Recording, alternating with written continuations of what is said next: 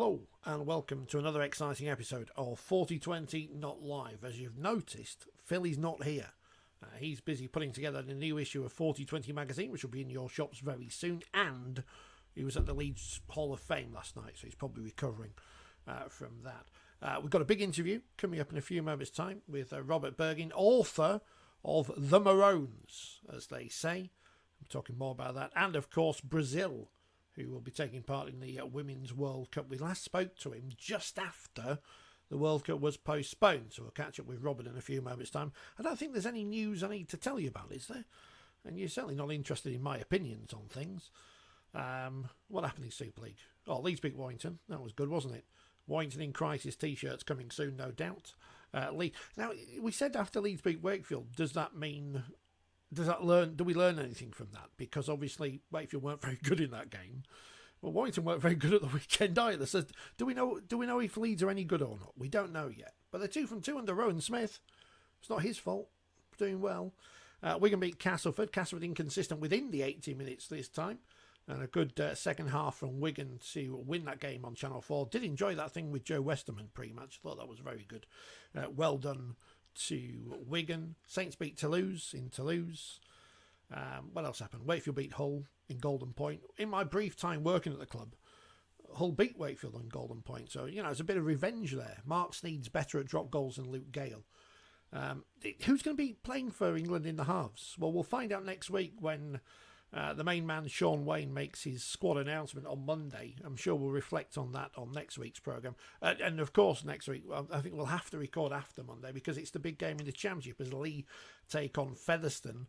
Featherstone having hammered Bradford on the telly on Monday night.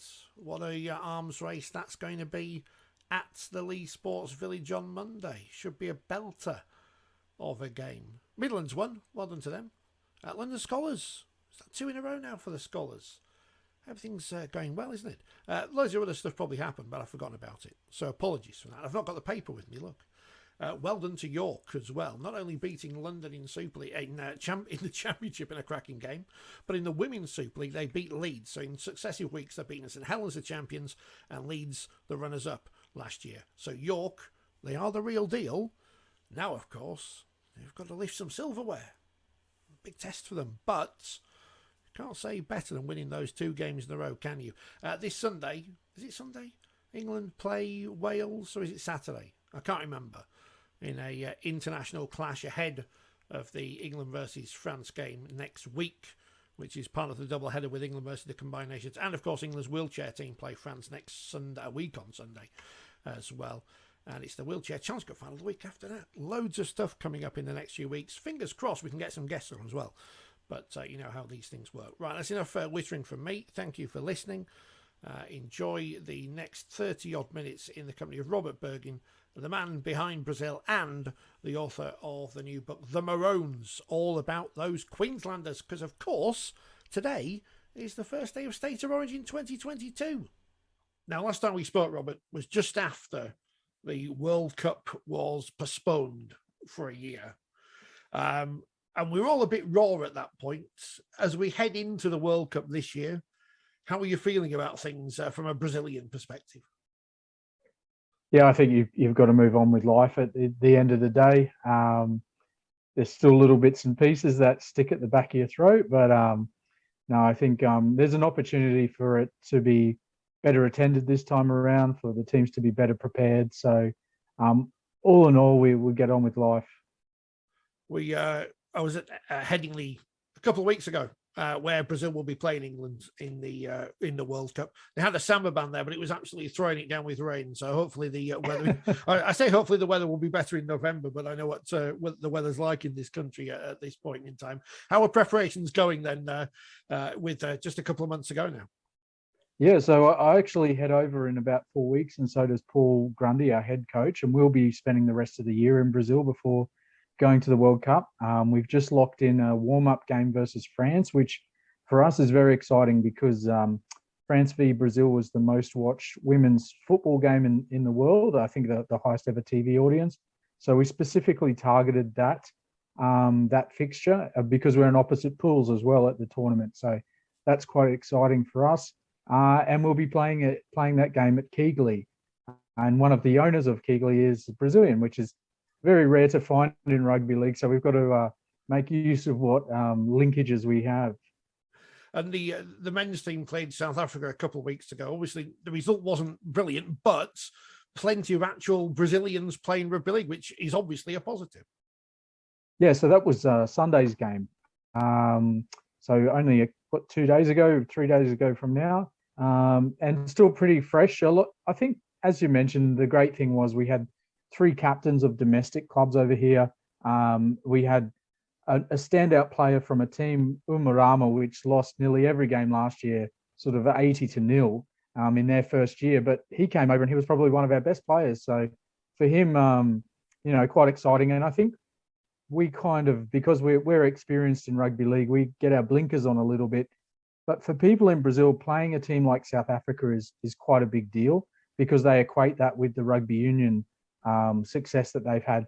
It's also similar for teams like Japan or Uruguay. So our fans in Brazil would much rather us play a team like Japan or Uruguay than, say, a team which might be much better like the Cook Islands, but which people know very little about in Brazil. So it's interesting when you step from being a traditionalist in rugby league across to this other hemisphere, how differently you come to see the game. What's it like in terms of in Australia? Are there many Brazilian immigrants or expats out there who, as opposed to, I know there's plenty from other places around the world, but is there a lot of Brazilians in Australia? Yeah, so it's actually very interesting because about 10 to 15 years ago, there was only about 5,000 Brazilians in Australia. The last 15 years, it's become, I think, the 3rd highest provider of international students to Queensland. And now there's 50,000. And at the moment, they've just opened up working visas to Brazil, which is the first time that's ever happened. So previously, if you were a Brazilian and wanted to come to Australia, you needed to have basically a PhD or enroll in a very expensive study course. And now you can actually come over, get a job, and enjoy yourself at the same time, which is going to really open up opportunities for us. Excellent. Well, we look forward to seeing Brazil in the World Cup, but that's not the reason you're here today, because we're speaking about your new book. I was going to call it the Maroons, but of course, that's not how you pronounce it in Australia, the Maroons, because it's Origin Day. It's, as we speak, preparations being made for the first men's Origin game of 2022.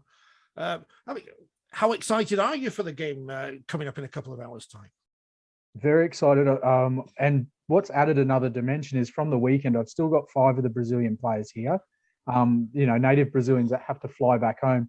And this will be the first time they've watched Origin in such an atmosphere. And we've just been out to the shops. Everyone's purchased a shirt.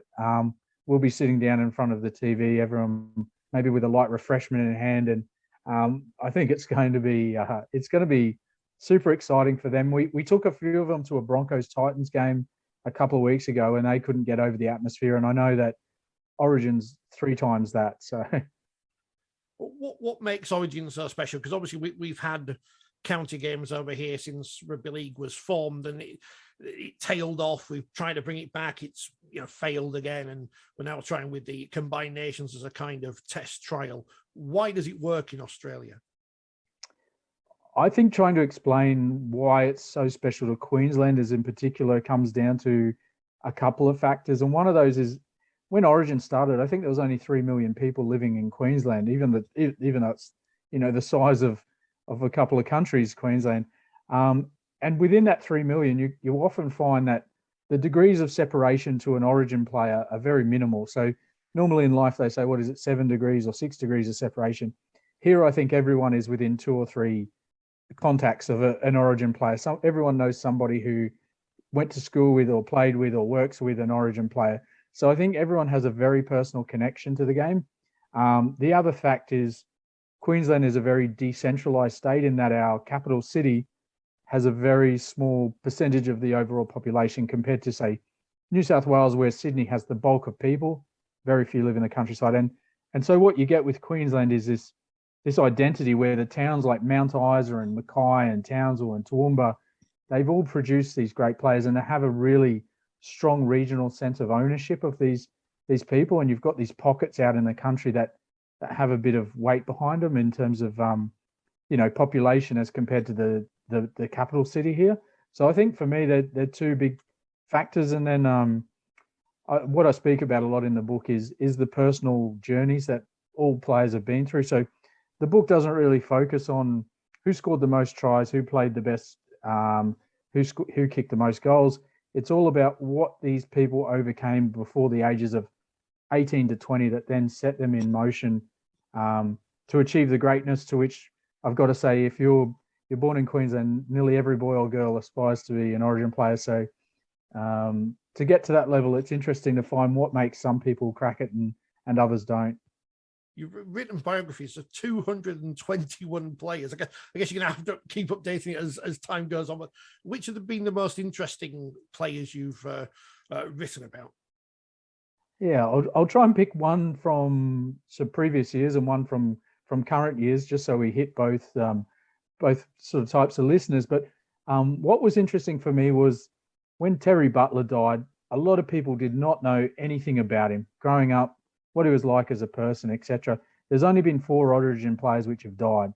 And then we're coming to an age where most of them are starting to get into their 70s, maybe a couple creep towards 80s. And I'm aware that if we don't capture what each of them went through as a kid, we're probably never going to have it on record. So that was a real driving force.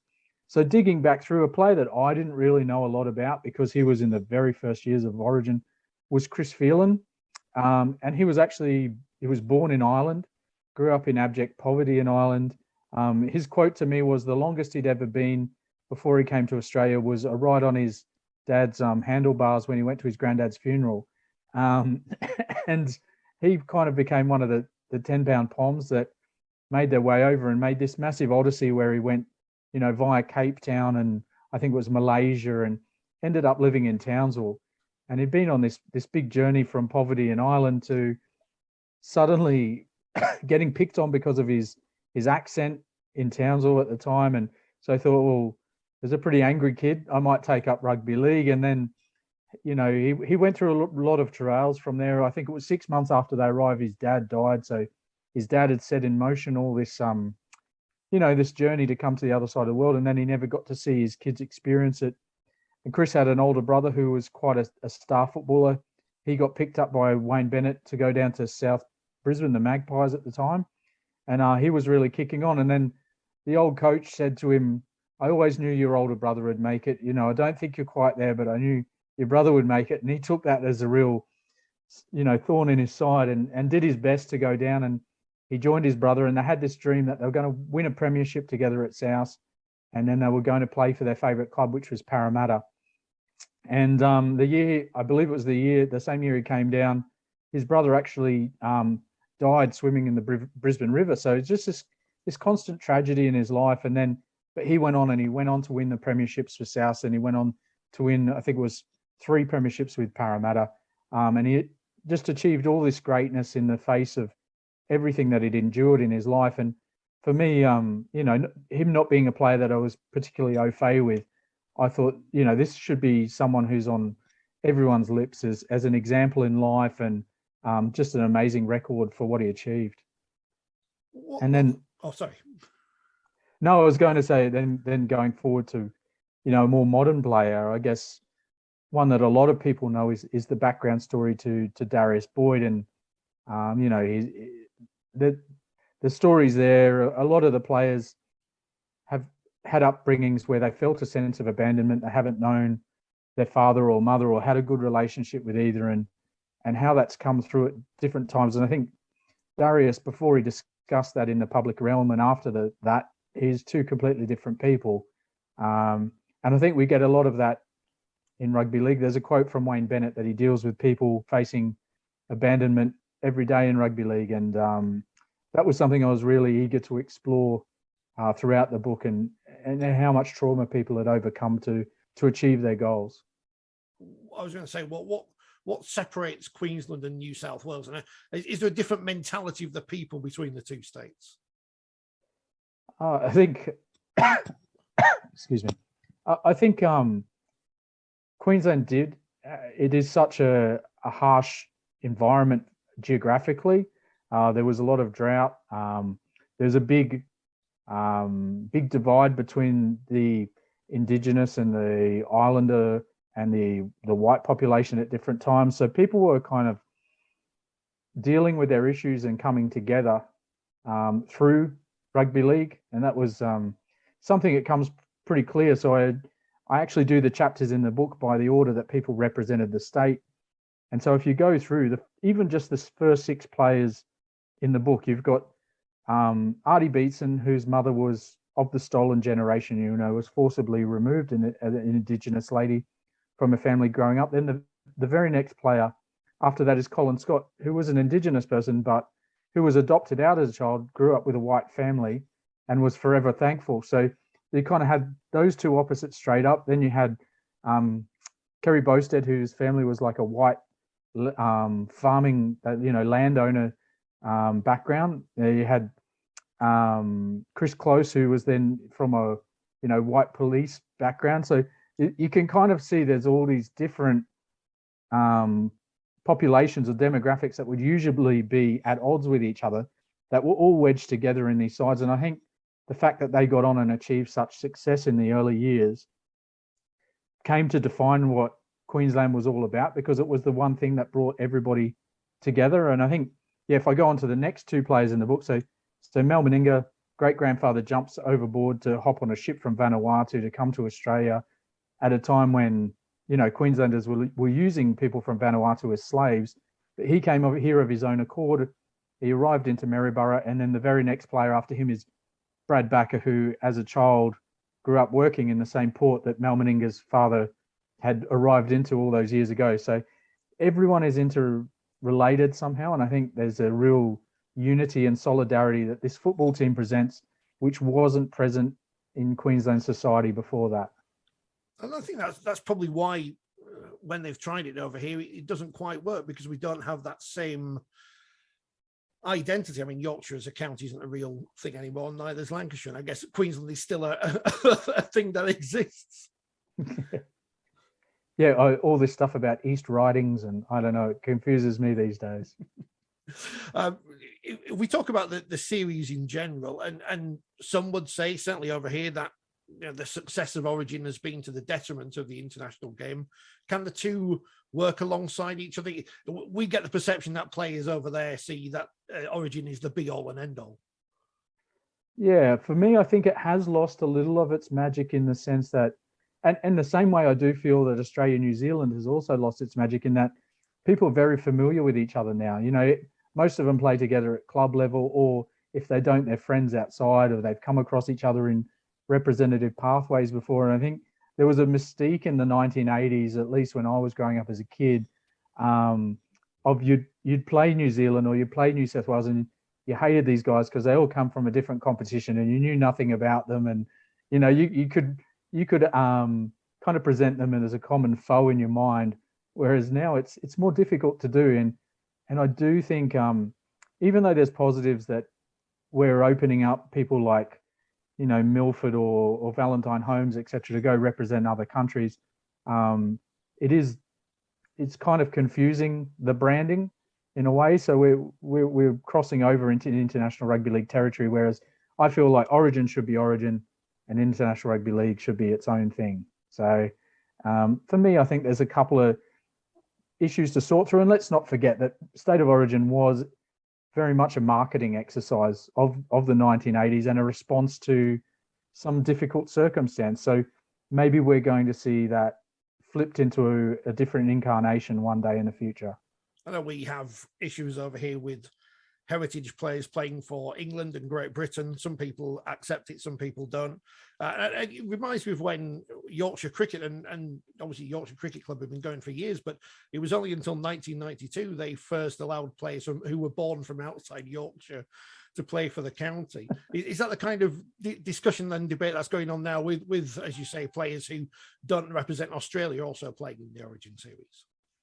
Yeah, I mean, it makes it quite difficult, because it used to be that was a direct pathway to then selecting who represents Australia. And I think as a child, you saw this very clear path, and it all represented an important step. And I think it also takes away something from what it means to represent Australia, because you've got this kind of higgledy-piggledy way of putting the team together now, whereas before it was quite clear what you had to do.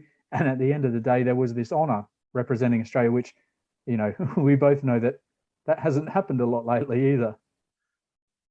And I guess, well, and again, is the strength of England and Great Britain, or the lack of, has that been part of the, let's say, demise of international rugby league, but certainly the decline in recent years?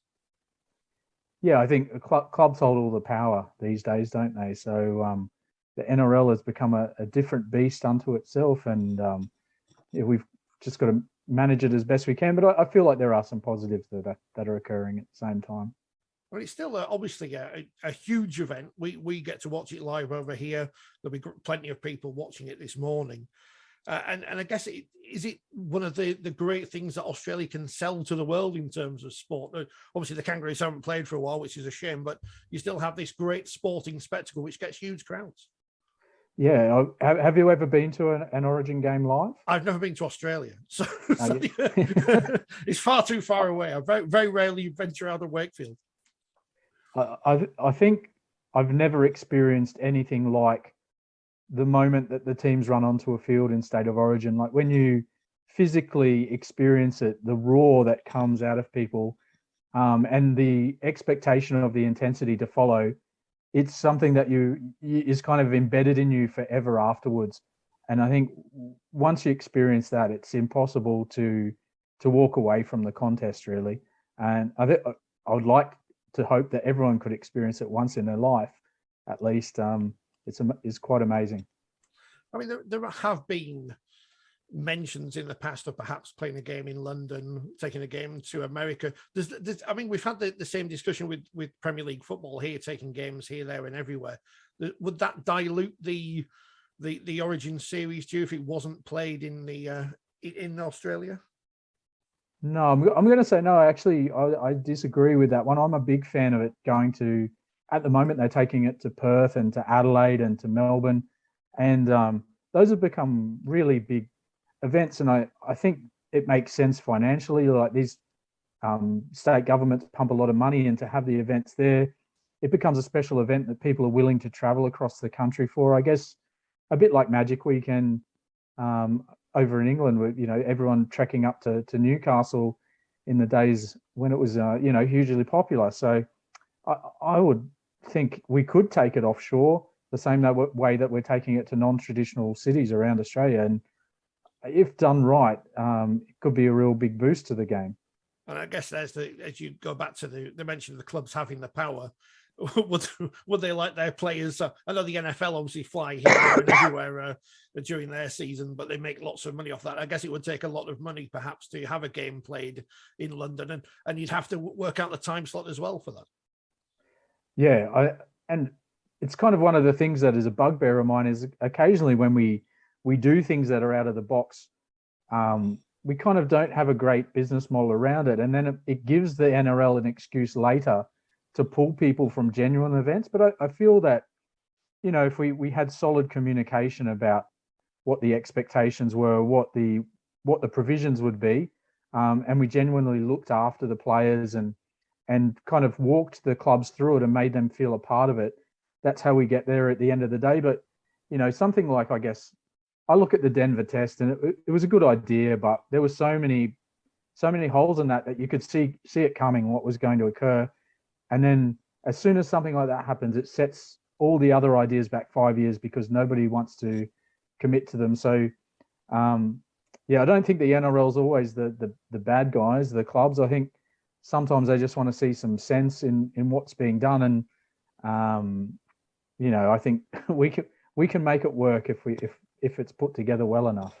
It's always easier to stop something than start something. I guess we're still waiting for the resumption of the World Club Challenge after COVID and everything, and whether that happens again, I guess, remains to be seen. But it's interesting because it is one of those events, Origin, which does get coverage here beyond the rugby league sphere. The BBC will do a live blog of it sometimes, and the Guardian certainly do, because I know they have lots of interest in Australia. But it does seem to be the one event that I mean, I'm saying this as a rugby league person. AFL doesn't cut through. I mean, obviously the Test cricket does, but outside of the Ashes, and we've seen here with the England Test against New Zealand last week, they were struggling to sell tickets at £100. Obviously, the Wallabies have got a great cachet here still because of rugby union, but Origin seems to be one of those things that does cut through and does seem to be the big success story in rugby league. Yeah, I can remember fondly from the years I spent living in England, the going to the temple walkabout and places like that at 10 o'clock in the morning, and probably one of the only acceptable times to be drinking vodka Red Bull at 10 a.m. And getting them to open up early, etc. So yeah, I've experienced that from being in England, and I think it's something we do have to pivot off of as a sport and bring more people into. And actually, one of the inspirations for writing this book was, the All Blacks have a book called Legacy, which is very much about their culture and how that was created and the people that were part of that. And I wanted to bring a similar book to rugby league where we talk about what it is that makes Queensland such an identity in the sport. I've only just realised I'm wearing blue, which was probably a mistake to wear today, wasn't it?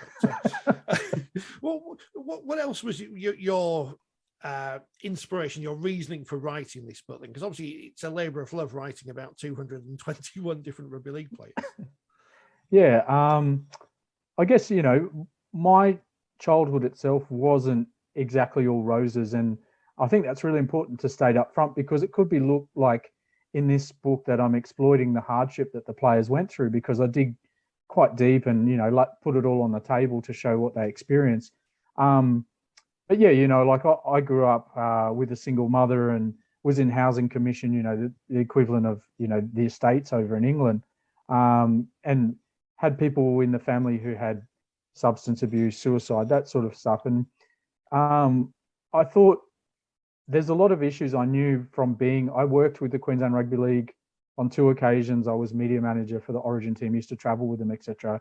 And I worked for Rugby League Week for 20 years. So I grew quite close to a lot of the Origin players, and I knew that behind quite a few of them, there were these stories of hardship. And I thought, if I could get them all down on paper, then if there's a 14-year-old kid reading this or 16-year-old kid, and the world's not making sense to them, or they feel like they can't relate to anyone, suddenly they've got these people who are their heroes, and seeing that they went through very similar things in childhood, but then were able to scale, the heights of, as I say, if you grew up in Queensland, that's where you want to be as an Origin player. So they were able to achieve it despite the hardship. So in one hand, I want it to be a historical record, and the other hand, I want it to be almost like a guidebook for kids who might be going through some rough patches.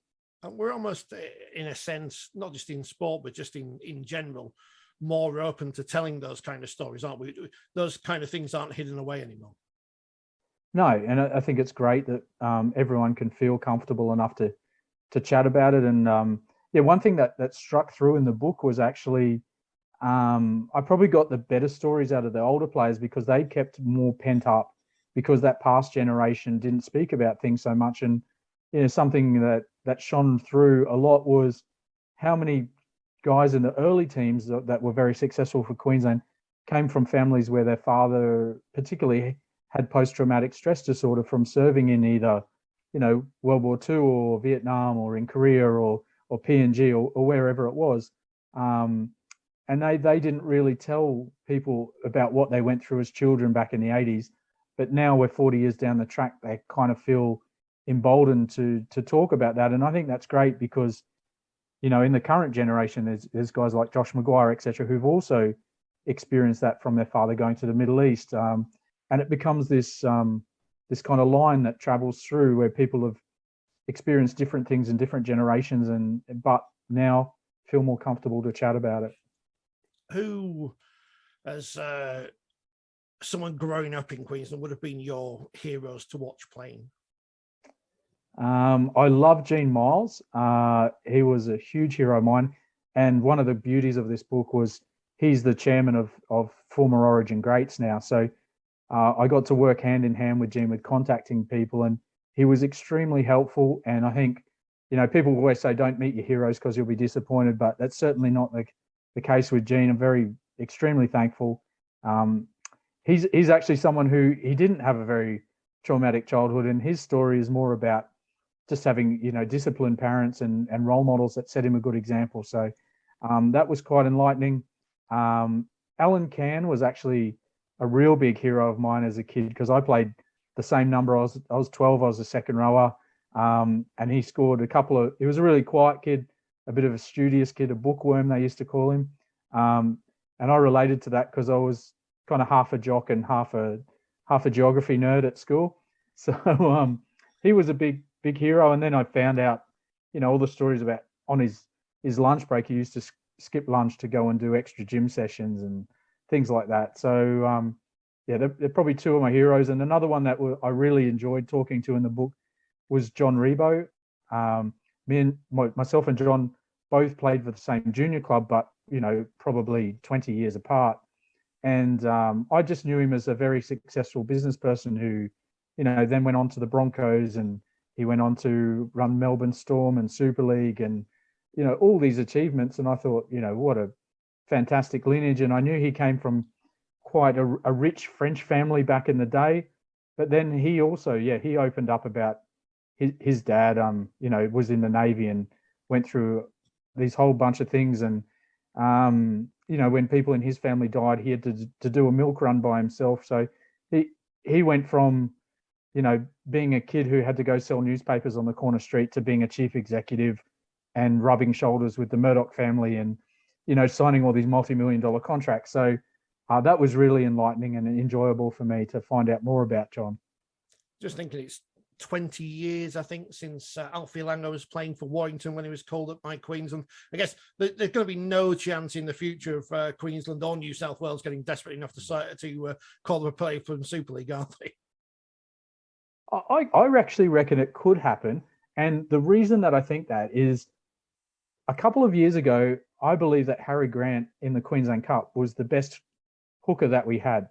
But we ended up using Jake Friend at the time, I believe it was, because he was playing with the Roosters. But I think there was a kind of a stigma and maybe a second thought about, do we pull a guy up from what is essentially the second division?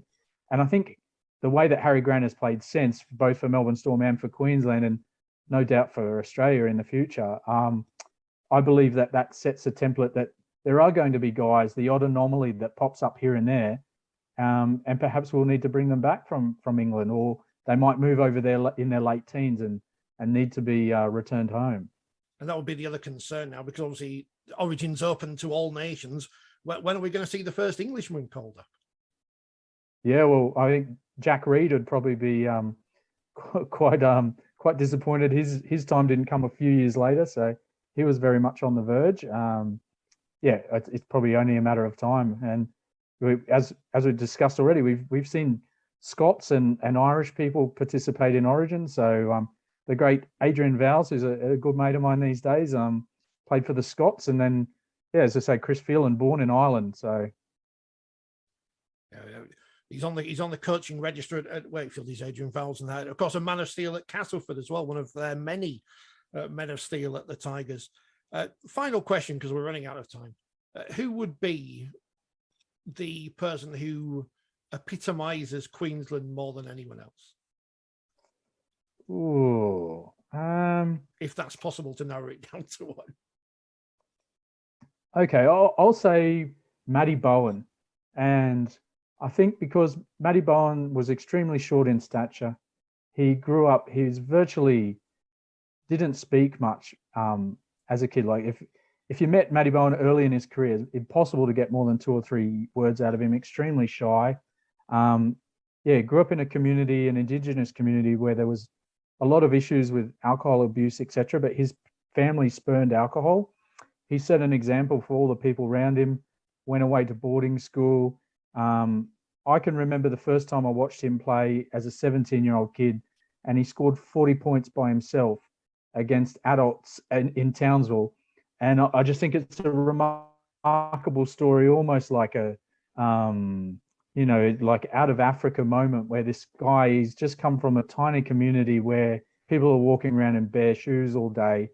And then suddenly he's braining adults on a national scale. And then the things he did in Origin, like he was just an entertainer. And I actually worked with the Cowboys for a little while when Matty was coming through the ranks, and used to see he would put up a bomb and then run, and like he would jump up the side of the goalpost and launch himself backwards off the goalpost to then catch the ball. He's an absolute freak, and I think for every person who's grown up small or grown up in an out of the out of the way area, he's a massive inspiration. Robert, thank you very much for your time. Enjoy the game this morning our time. Hope your Brazilians enjoy it as well. And we look forward to seeing you at the World Cup with the Brazilian women's team, and all the success with the book. It's called The Maroons. It's available on Kindle. I'm sure you can get a hard copy somehow in the UK by fair means or foul. And Robert, the best of luck, and thanks for taking the time to speak to us this morning. Thank you very much for your time. Appreciate it.